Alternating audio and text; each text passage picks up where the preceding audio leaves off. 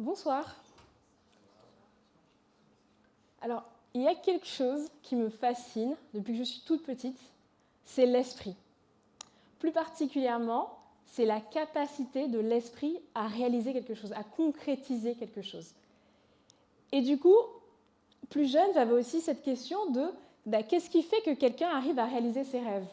Qu'est-ce qui ferait que moi, j'arrive à réaliser mes rêves?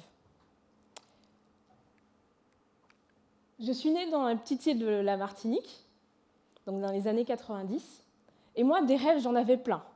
Je voulais partir au Japon, je voulais devenir entrepreneuse, je voulais inspirer des gens, avoir des amis du monde entier, je voulais vivre la vie parisienne, voilà, dans la grande ville, quoi. Mais malheureusement, il n'y avait personne, tous ces rêves-là, personne dans ma famille ne les avait concrétisés. Je n'avais pas beaucoup de modèles de référence, j'en avais aucun, en tout cas, j'en avais pas trouvé. Et donc, du coup, je me suis dit, bon, on fait comment, quoi? Quand j'arrive, j'ai 18 ans, donc le bac en poche, j'arrive enfin à Paris, je me rends compte que, ok, j'ai toujours ces rêves, mais j'ai plein de peurs, j'ai plein de blocages. J'ai pas confiance en moi, j'ai pas de réseau, l'entrepreneuriat, voilà, je sais pas comment commencer. J'ai aussi, franchement, je sais pas quoi, je sais pas quoi faire.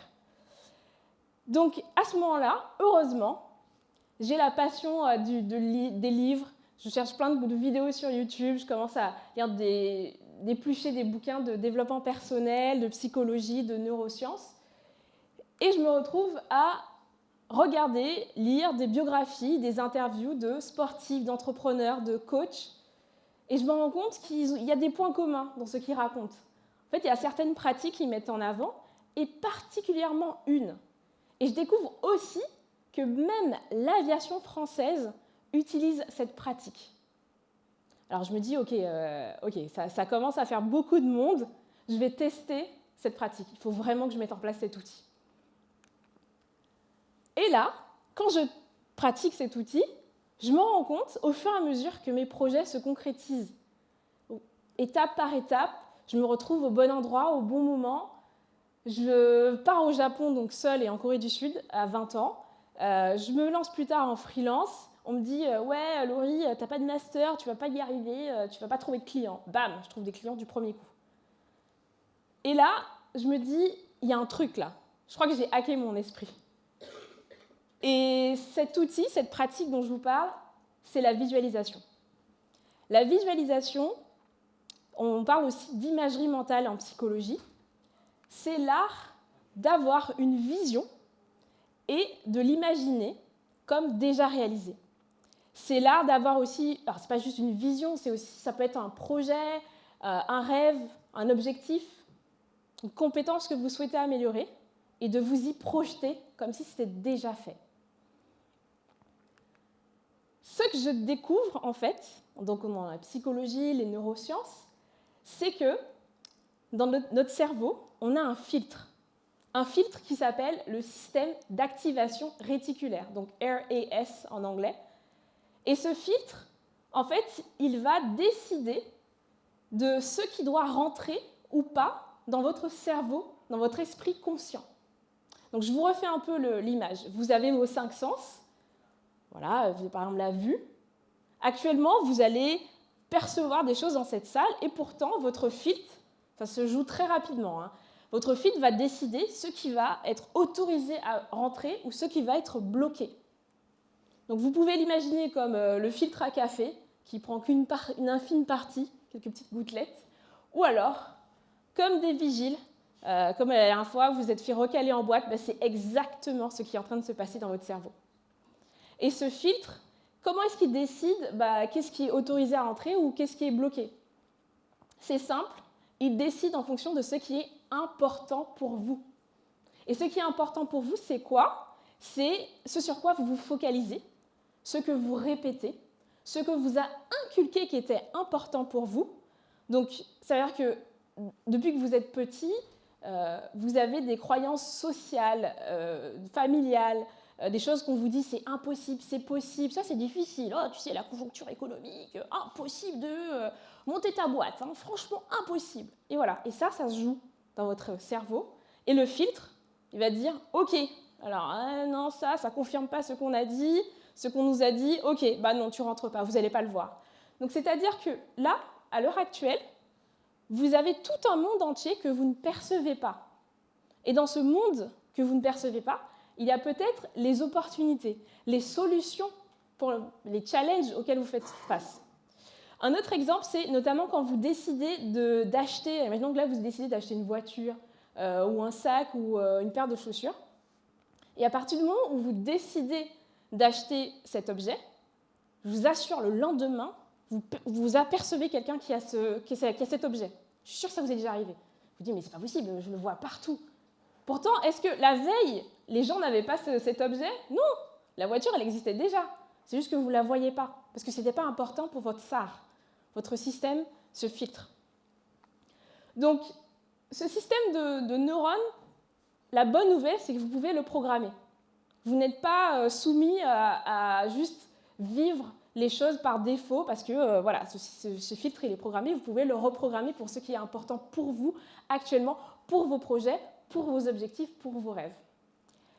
Il y a également une autre étude des universités de Manchester et d'Édimbourg, donc c'est Holmes and Collins en 2001. Ils ont révélé que lorsque des personnes utilisaient l'imagerie mentale, donc la visualisation, le fait de visualiser qu'ils faisaient une action, ça activait les mêmes zones dans le cerveau que si ces personnes le faisaient dans la vraie vie.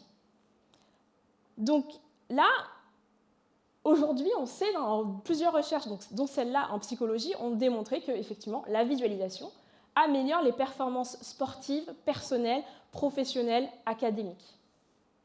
Donc à partir de là, moi j'aimerais vous donner une méthode pour que concrètement vous vous en saisissiez. La méthode, donc DVCI. Cette méthode, c'est en 4 étapes. Décider, visualiser, croire et incarner. Alors c'est ma méthode, à vous de tester, de vous en saisir. Et je l'ai aussi testé parce que les premières personnes avec qui j'ai testé ça, c'est bien sûr mes amis, qui avaient trop du mal à trouver des stages dans ce qu'ils voulaient.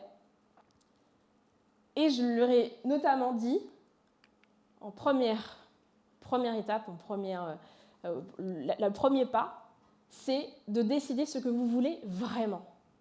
Et notamment, j'ai une amie, je me rappelle, je lui disais, alors bon, qu'est-ce que tu veux comme stage? Qu'est-ce que tu aimerais si je donne une baguette magique? Si là, je te dis, il y a un génie devant toi qui dit, que veux-tu? Qu'est-ce que tu lui dis? En fait, je sais pas, j'aimerais bien, mais pas vraiment, mais tu sais, c'est pas trop possible. Je sais pas ce que je t'ai posé comme question, je t'ai demandé qu'est-ce que tu voulais vraiment. Et en creusant avec elle, on s'est rendu compte que c'était pas qu'elle ne savait pas ce qu'elle voulait, c'est juste qu'elle n'arrivait pas à s'autoriser ce qu'elle voulait. Parce qu'à chaque fois qu'elle avait vraiment dit ce qu'elle voulait, depuis qu'elle était petite, on avait un peu tué l'idée dans l'œuf, quoi. Et donc je lui ai dit, ok, autorise-toi, on y va, oublie ce qu'on t'a dit. Qu'est-ce que tu veux pour toi? Et là, donc, il faut vous l'avouer.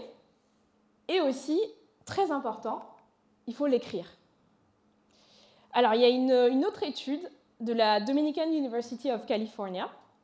Donc, le docteur Gaze Matthew a mis en avant, donc ils ont fait des études sur la réalisation des objectifs, et ils se sont rendus compte que les personnes qui écrivaient, donc il y avait plusieurs groupes de participants, les personnes qui écrivaient leurs objectifs avaient entre 33 et 42% de chances en plus de réaliser leurs objectifs par rapport à ceux qui ne les avaient pas réalisés. Donc à partir de là, moi je vous dis, quand vous sortez dans cette salle, écrivez à la main vos objectifs. Ok ? À partir de là aussi, juste après, vous allez pouvoir visualiser. Alors quand je dis visualiser, là je parle donc de la visualisation créatrice, c'est le fait de vraiment vous poser, de fermer les yeux. L'idéal c'est d'être détendu, donc vous pouvez le faire dans un moment où vous êtes un peu dans le flow, vous êtes détendu, peut-être vous êtes fait un petit temps de relaxation. Donc vous pouvez le faire au lever ou au coucher, dans votre lit, avec vous-même. Et là, vous fermez les yeux. Prenez une grande inspiration. Et vous allez imaginer un objectif peut-être un résultat que vous souhaitez atteindre. Vous allez vous demander à quel point je me sens bien, quelle émotion que je ressens. Peut-être qu'il y a quelqu'un qui vous félicite, à qui vous l'annoncez en fait. Et aussi, cette personne, vous pouvez en fait visualiser quelqu'un que vous voulez être. Ça peut être, imaginons que vous voulez avoir confiance en vous, vous voulez parler en public sereinement. Là, vous allez imaginer que ça se passe bien, vous allez imaginer que vous êtes déjà cette personne. Et à partir de là, vous pouvez aussi vous aider d'images, d'objets, de musique qui vont évoquer cette réalisation. Vous pouvez aussi vous saisir de chiffres. Moi, ce que j'aime bien me poser comme question, moi qui suis une fan du tableau de visualisation ou tableau de vision ou vision board, c'est me dire qu'est-ce que je verrais dans ma vie quotidienne, où est-ce que je verrais que ce que j'ai atteint, c'est réalisé, enfin ce que je souhaite, c'est réalisé. Et notamment, pour la petite anecdote, j'ai mis sur mon vision board de l'année dernière le fait que je fasse un TEDx. À ce moment-là, maintenant que vous avez visualisé, vous êtes posé, je vais vous insister sur le fait de nourrir la certitude que c'est possible pour vous. Donc c'est ça, croire. Croire que c'est possible pour vous.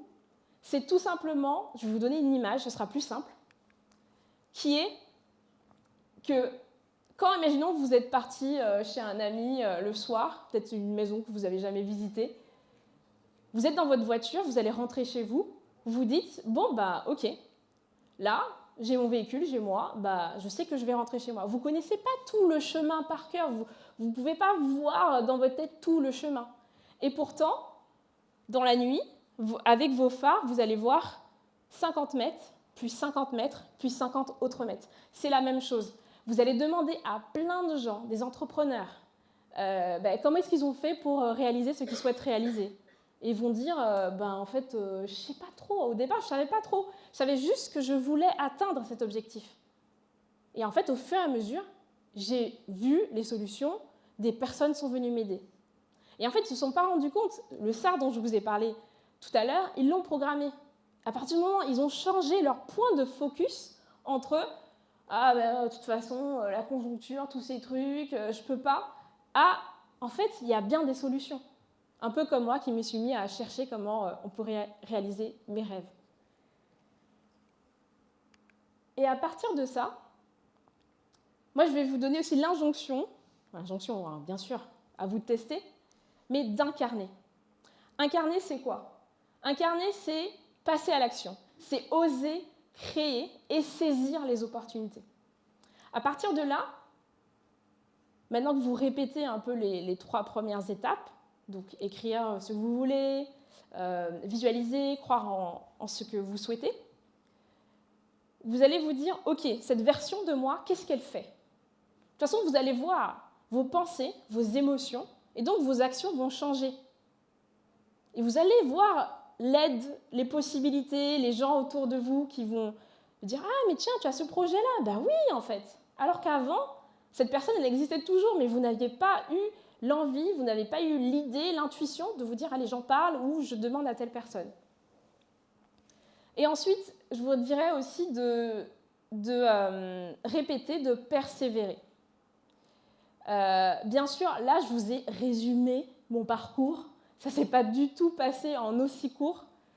Et il y a eu des moments où j'ai raté, j'ai fait des erreurs, j'ai pas eu... Voilà, je me suis dit, là, je suis complètement plantée. Notamment l'entrepreneuriat, on passe par plein de montagnes russes, mais j'avais cette vision, j'avais cette envie, et je l'ai réalisée et je la réalise encore. Moi, ce que j'aimerais souligner avec tout ce que je vous ai dit, c'est vraiment que l'imagination, votre état d'esprit, c'est votre plus bel atout. C'est votre plus beau cadeau, en fait, à vous-même. Donc prenez-en soin pour concrétiser vos rêves. J'aimerais aussi ajouter que Rome ne s'est pas faite en un jour. Donc, de toute façon, je l'ai déjà dit, mais persévérez et croyez en vous. Osez croire en vous, c'est la clé. Faites bien aussi la part des choses entre ce qu'on vous a dit qui seraient vos rêves et vraiment vos rêves avec authenticité, ce que vous souhaitez réellement au fond de vous. Et surtout, je pense qu'il y a une citation qui résume bien tout ce que j'ai dit. C'est que la chance, c'est vraiment quand l'opportunité arrive et que vous y êtes préparé. Voilà, merci.